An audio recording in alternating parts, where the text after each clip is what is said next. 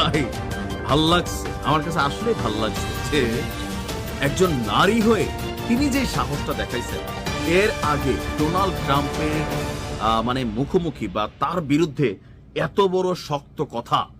আসসালামু আলাইকুম ভিউয়ার্স, দেশ ও দেশের বাহির থেকে যারা আমার ভিডিওটি প্লে করেছেন জানাচ্ছি আন্তরিক শুভেচ্ছা ও অভিনন্দন। আশা করি সবাই ভালো আছেন, সুস্থ আছেন, আলহামদুলিল্লাহ। তো ভিউয়ার্স, 2026 সালের শুরুর দিকেই ব্যাপকভাবে ইঙ্গিত প্রদান করা হচ্ছে যে পৃথিবীতে এবার তৃতীয় বিশ্বযুদ্ধ অতি দ্রুতই লেগে যেতে পারে। কেননা এদিকে ইরানের আয়াতুল্লাহ খামিনিকে উৎখাত করার জন্য মার্কিন প্রেসিডেন্ট ডোনাল্ড ট্রাম্প যেভাবে সেখানে আক্রমণ শুরু করেছেন, এছাড়াও পৃথিবীর বিভিন্ন দেশে এবার ট্রাম্প তার অরাজকতা শুরু করেছে। ডোনাল্ড ট্রাম্পকে এবার সরাসরি বিভিন্ন দেশ থেকে হত্যার হুমকিও পর্যন্ত দেওয়া হচ্ছে। আসুন সর্বশেষ ট্রাম্পকে নিয়ে কি ঘটছে বিশ্বে বিস্তারিত জানবো রিপোর্টে। সো ভিডিওতে যাওয়ার আগে ছোট রিকোয়েস্ট করবো, যারা চ্যানেলটি সাবস্ক্রাইব করেননি সকল আপডেট সবার আগে জানতে অবশ্যই চ্যানেলটি সাবস্ক্রাইব করে পাশে রাখবেন। দর্শক আসুন স্ক্রিনে।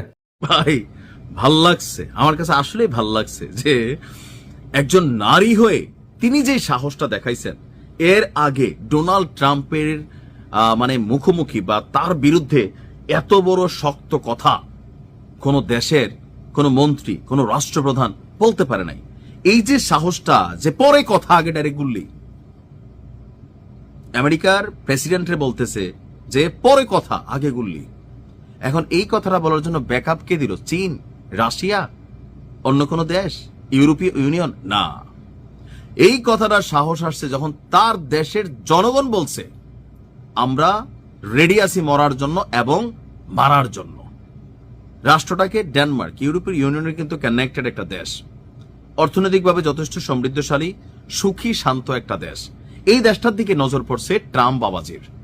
গ্রিনল্যান্ড নিশ্চয় আপনাদের খেয়াল আছে, সে ঐতিহাসিক গ্রিনল্যান্ড একটা বিশাল পোর্ট এরিয়া, সুন্দর একটা এরিয়া, অনেকটা পৃথিবীতে জান্নাতি বাগান টাইপের কিছু যদি আমরা বলি, গ্রিনল্যান্ড হচ্ছে ওই জায়গা। এখন ট্রাম্প দীর্ঘদিন যাবৎ ক্ষমতায় আসার পর থেকে গ্রিনল্যান্ড দখল করবে, সেনাবাহিনী পাঠাবে, আর মাদুরুড়ে তোলার পর বিশ্বজুড়ে পশ্চিমা বিশ্বই কিন্তু এখন লাগালাগি অবস্থায় চলে গেছে।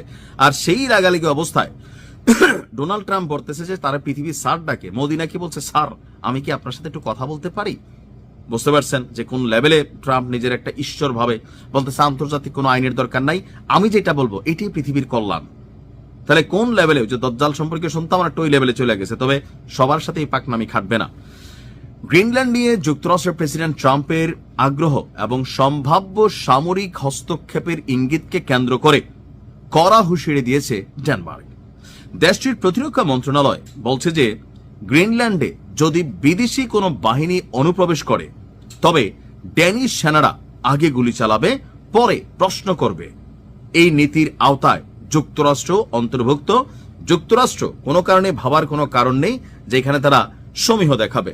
ডেনমার্কের প্রতিরক্ষা মন্ত্রণালয় বলছে 1952 সাল থেকে কার্যকর সেনাবাহিনীর রুল অফ এঙ্গেজমেন্ট অনুযায়ী আক্রমণের ক্ষেত্রে সেনাদের উপর উচ্চ পর্যায়ের অনুমতির অপেক্ষা না করে সরাসরি হামলা চালানোর নির্দেশনা রয়েছে। ডেনিশ দৈনিক বার্লিংকে এই নির্দেশনার বর্তমান অবস্থা চাইলে মন্ত্রণালয় নিশ্চিত করেছে নিয়মটি এখনো বহাল আছে। অর্থাৎ সোজা বাংলায় যদি বলি যে আপনার উপর আঘাত আসলে আপনি প্রথমে আঘাত প্রতিহত করবেন, তারপরে জিজ্ঞাবেন যে কেন লাঠিটা হাতে লইছিলি। ধরেন আমি একটা লাঠি লইলাম, আপনি ডাইরেক্ট আগে গুলি করে দিলেন, তারপরে আমি গুলি খাওয়া অবস্থায় পড়ে রয়েছে, আপনি বললেন যে লাঠিটা কেন লইছিলি। প্রশ্নটা পরে। এটা ডেনমার্কের সার্বভৌমত্ব নিরাপত্তায় বিদেশি শক্তিকে মোকাবেলা করার জন্য তাদের রাষ্ট্রীয় সিস্টেম রাখছে। জেনারেলের অনুমতি লাগবে না, মেজরের অনুমতি লাগবে না। একজন সিপাহী বা একজন সৈনিক দেশটির যে কোনো পর্যায়ে বহিঃশত্রু দেখলেই সে তাকে ঠুস করে দেওয়ার একটা সুযোগ আছে। বলা হচ্ছে এই মন্তব্য এখন যখন আসলো, যুক্তরাষ্ট্রের প্রেসিডেন্ট ডোনাল্ড ট্রাম্প আবারও গ্রিনল্যান্ড দখলের আগ্রহ প্রকাশ করেছেন।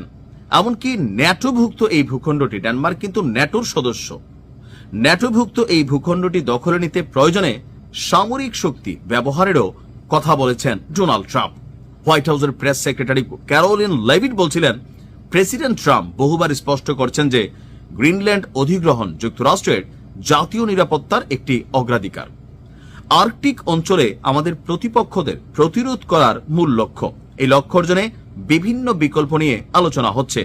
আর যুক্তরাষ্ট্রের সামরিক বাহিনী ব্যবহার করাও কমান্ডার ইন চিফ হিসাবে প্রেসিডেন্টের এখতিয়ারভুক্ত একটি বিকল্প। যদি না দেয়, ট্রাম্প যদি মনে করে কমান্ডার ইন চিফ সে, যা বলে আমেরিকার সেনাবাহিনী মুহূর্তের মধ্যে তাই করবে। মানে অবস্থানটা কোন দিকে গেছে দেখছেন? কবে যে কোন দিকে কোন দেশে কার দিকে নজর পড়ে। এই যে ভারতের 6 রাজ্য নিয়ে ট্রাম্পল্যান্ডের জন্য যে উস্কানি তৈরি হয়েছে বা আলোচনা হচ্ছে, এটাও যে ট্রাম্পের মাথায় কখন ঢুকা যায়, একটা পরিস্থিতি তৈরি হয়ে যাবে, ভারত ভেঙে যাবে। এটা নিয়ে একটা ভিডিও করছি, দেখে নিন। তো সবকিছু মিলিয়ে ডেনমার্ক তারা তাদের শক্ত অবস্থান প্রকাশ করেছে। আর আজকের দিনে আমি গত 6 বছরে আমেরিকার কোনো প্রেসিডেন্টের বিরুদ্ধে এভাবে তাদের মিত্র শক্তিকে কথা বলতে দেখি নাই। ডেনমার্ক মাত্র ন্যাটোতে যুক্ত হয়েছে রাশিয়া ইউক্রেন যুদ্ধের পর।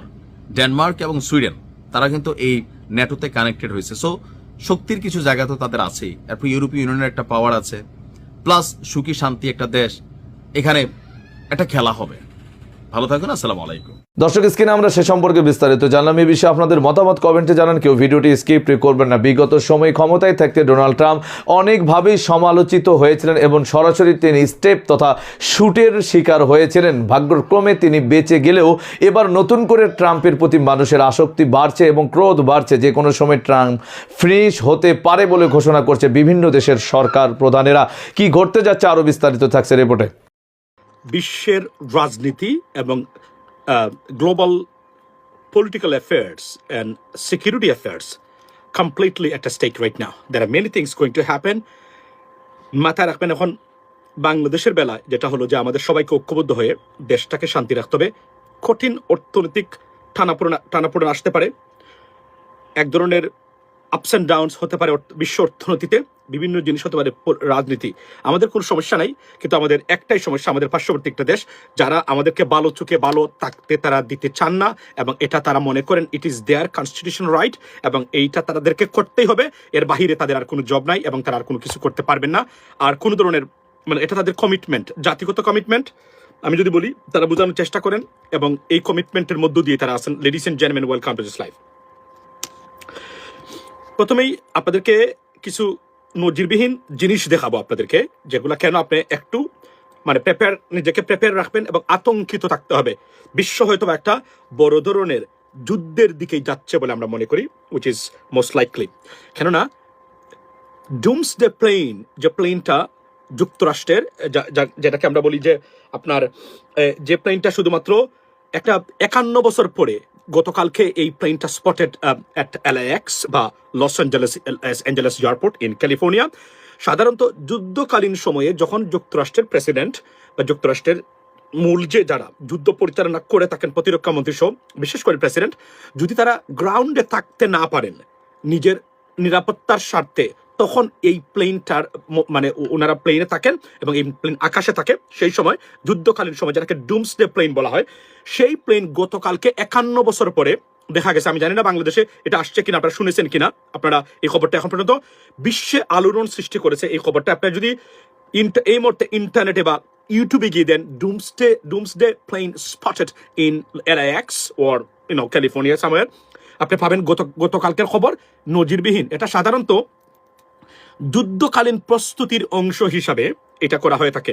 এখন বলা হচ্ছে থার্ড ওয়ার্ল্ড ওয়ার কি আসন্ন, মানে ইরানের সাথে যুদ্ধে কি লিপ্ত হচ্ছে কিনা, মানে আপনার America, which is president Trump গতকালকে বলেছেন we are going to involve in it, অর্থাৎ আমরা এখানে নিজেদেরকে আমরা সংযুক্ত করতেছি খুব শীঘ্রই। এবং আমার ধারণা, যতটুকু আমার ক্ষুদ্র জ্ঞান আছে, এই বিষয়টা এখানে শেষ হচ্ছে না। সম্ভবত কমিনি রেজিম যে তাদেরকে হয়তো তাদের পতন বা তাদের উপরে ভালো একটা ঝামেলা হবে।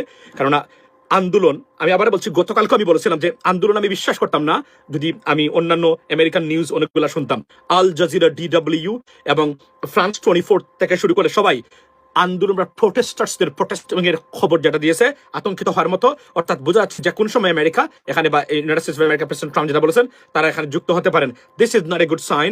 সো এটা যদি হন তারা, তাহলে এই মানে সরকার পতন বা মানে গভর্নমেন্টের পতন হতে হলে কি করতে হবে, এটা জানেন কি হয় সাধারণত সারা বিশ্বে, এবং এটাই করতে যাচ্ছে। এবং এই এন্টি কমিনি রেজিমের যারা আছে শাহ, মানে ওই যে শাহ পতন হয়েছিল আপনার ইরানে, সেই রেভলিউশন যেটা, সেই শাহ ছেলে যে আপনার পাহলভি শাহ বা রাজা, যিনি এই বদলুক এখন ভেরি অ্যাক্টিভ এবং সারা বিশ্বে চলছে, এবং যে কোন সময় বড় ধরনের ঘটনা ঘটতে পারে, মানে ওয়ার্ল্ডের রাজনীতিতে আমি নিশ্চিত করে বলতে পারি। এবং ডুমসডের প্লেনের মুভমেন্ট আপনাকে সুস্পষ্টভাবে বলে দিচ্ছে, যদি রাশিয়া চীন এই যুদ্ধে যুক্তরাষ্ট্রের বিরুদ্ধে বা আমেরিকার বিরুদ্ধে, যদি বা আমাদের দেশের বিরুদ্ধে যদি তারা আপনার এখানে যুক্ত হয়, হয়তো বড় ধরনের থার্ড ওয়ার্ল্ড ওয়ার লেগে যেতে পারে, বা এই যুদ্ধের প্রস্তুতি হিসাবে এটাকে দেখা হচ্ছে। আমি আপনাদেরকে দেখাই। স্ক্রিনে আমরা সে সম্পর্কে বিস্তারিত জানলাম। সো ভিডিও এই পর্যন্ত, ভালো লাগলে লাইক অ্যান্ড কমেন্ট করবেন। দেশের সকল আপডেট সবার আগে জানতে অবশ্যই চ্যানেলটি সাবস্ক্রাইব করে পাশে রাখবেন। দেখা হবে পরবর্তী ভিডিওতে ইনশাআল্লাহ। আসসালামু আলাইকুম ওয়া রাহমাতুল্লাহ।